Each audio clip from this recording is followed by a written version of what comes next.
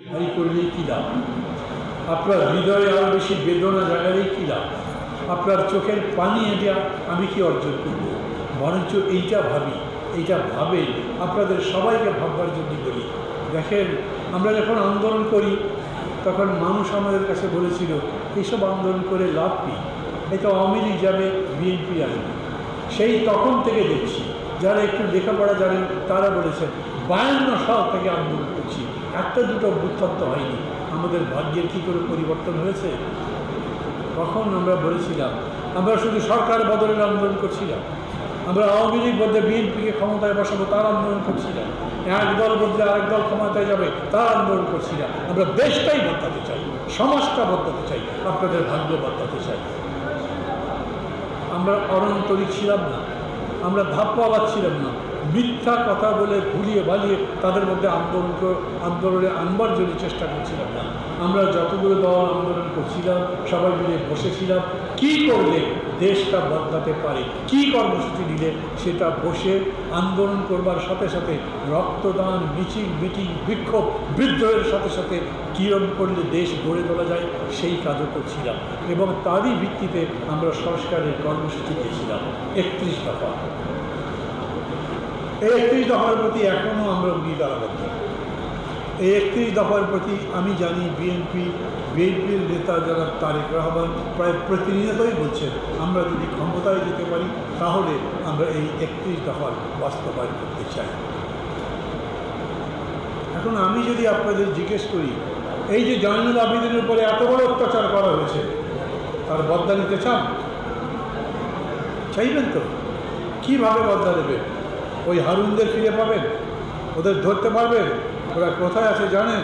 যদি এরপরে ধরি আমি, দেশে তো নির্বাচন হবে। অনেকে অবশ্য প্রশ্ন করে ভাই সত্যি নির্বাচন হবে? আমি বলি নির্বাচন না হলে কি হবে? এই সরকার তো থাকতে পারবে না, তাহলে মার্শাল্লাহ হবে? মার্শাল্লাহ চায়? কোনো পার্টি মার্শাল্লাহ চায়?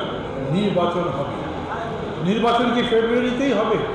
ওরকম করে তো বলতে পারি না, কিন্তু আমার মনে হয় নির্বাচন যদি ফেব্রুয়ারির পরে যায় তাহলে কবে হবে তাই তো অনিশ্চিত হয়ে যাবে, তার বাদে না হওয়া। এই জন্য আমি ধরে নেই ফেব্রুয়ারিতেই নির্বাচন হবে এবং সেই নির্বাচনে বিএনপি তো জিতবে, আর তো কোনো দল ওরকম নাই। আছে কেউ এইটা ওইটা বলছেন, কথা বলছেন, বিশাল সভাও করছেন, কিন্তু ভোটের কথা যদি বলেন, মানুষের কথা যদি বলেন, তাহলে এখন পর্যন্ত হয়তো বিএনপির সেরকম করে কোনো প্রতিদ্বন্দ্বী যায়। বিএনপির কাছেই মানুষের সেই কথা, বিএনপির কাছেই মানুষের সেই প্রশ্ন। আমিও বলছি, আমার মনে আছে ডক্টর কামাল যখন রাজনৈতিক দল ঘোষণা করেন তখন এই প্রফেসর ইউনূস তার সভায় বক্তৃতা করেছিলেন। উনি একটা লিখিত বক্তৃতা দিয়েছিলেন, সেই বক্তৃতা লেখাটা উনি একটা পুস্তিকা আকারে চেপেছিলেন। উনি লিখেছিলেন আমার স্বপ্নের দল। আমি এরকম মনে করি কেমন দল হওয়া উচিত, কীভাবে সেরকম দল গড়া যায়, একটা স্বপ্নের দল। আপনারা ভেবেছেন বিএনপির আজকে দরকার কি? বিএনপির বেগম জিয়াকে, তার নেতা তারেক রহমানকে আপনারা কীরকম দেখতে চান?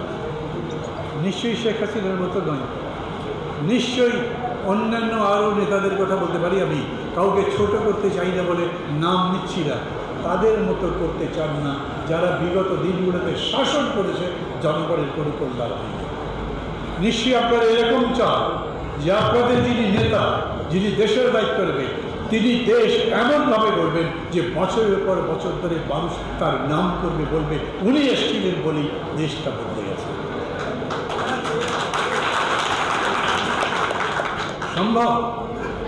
সম্ভব তো বটেই। এই দেশ বদলানো সম্ভব নয়, এই দেশের চেহারা বদলে দেওয়া সম্ভব নয়, এই দেশকে একটা সুখী সমৃদ্ধ দেশ করা সম্ভব নয়, এই দেশ থেকে বৈষম্য দূর করা সম্ভব নয়। সবগুলোই সম্ভব যদি আপনি বোঝেন কীভাবে করা যায়, যদি আপনি বোঝেন, আপনার মধ্যে অঙ্গীকার থাকে যে আমি ওই জন্যেই যাচ্ছি, নিজের কর্তৃত্ব প্রতিষ্ঠার জন্যে, নিজের দলবাজি করবার জন্যে, কেবল দলের লোকের সুবিধা দেওয়ার জন্যে আমি ক্ষমতায় যাচ্ছি না।